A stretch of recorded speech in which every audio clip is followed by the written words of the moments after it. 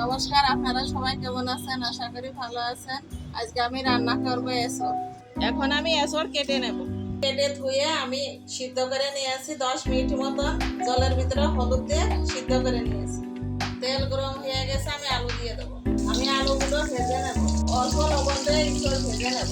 দিয়ে দেবো জিরে, তেজপাতা, শুকনো মরিচ, দারচিনি, লবঙ্গ, এলাচ, কাঁচামরিচ বাটা দিয়ে দিয়েছে। এখন টমেটো দিয়ে দেবো, ধনিয়া, শুকনো মরিচের গুঁড়ো, একটু জল দিয়ে দেবো, স্বাদ মতো লবণ, হলুদ, ভেজে রাখা আলু, এসব অল্প করে চিনি দিয়ে দেবো, পরিমাণ মতন জল, ঢেকে দেবো। জিরে গুঁড়ো, গরম মশলা গুঁড়ো। নিরামিষ এসব রান্না যদি আপনাদের ভালো লেগে থাকে, please like, comment, share, subscribe করবেন।